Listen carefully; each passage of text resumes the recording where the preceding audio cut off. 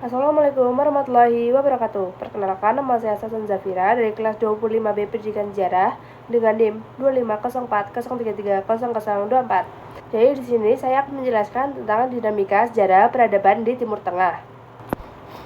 Jadi wilayah Timur Tengah juga dikenal sebagai tempat lahirnya peradaban besar dunia. Namun hingga saat ini kawasan tersebut masih sering dilanda konflik. Kenapa hal itu bisa terjadi? Mari kita bahas. Jadi sudah ribuan tahun lalu, Timur Tengah menjadi pusat kemajuan manusia. Jadi di wilayah Mesopotamia yang berada di antara sungai Tigris dan juga sungai Efrat, manusia mulai membangun kota-kota besar seperti Babilonia. Mereka menciptakan sistem tulisan pertama dan juga hukum tertulis. Di Mesir kuno, masyarakat memanfaatkan sungai Nil untuk pertanian dan membangun piramida yang masih berdiri hingga saat ini. Hal itu menunjukkan bahwa wilayah ini pernah menjadi pelopor peradaban dunia. Selain itu, Timur Tengah juga menjadi tempat lahirnya agama-agama besar di dunia seperti Yahudi, Kristen, dan juga Islam. Agama-agama tersebut berkembang dari kawasan di Timur Tengah.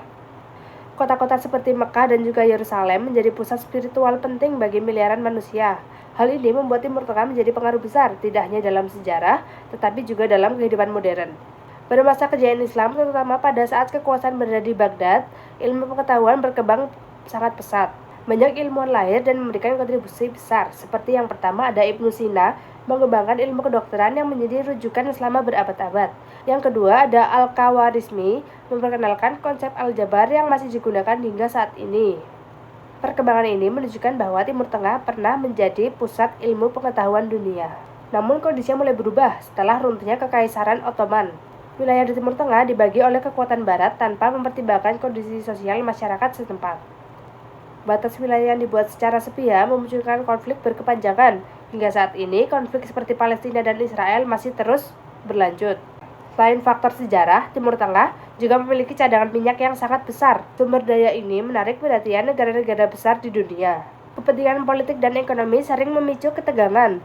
Campur tangan asing juga memperumit konflik yang sudah ada.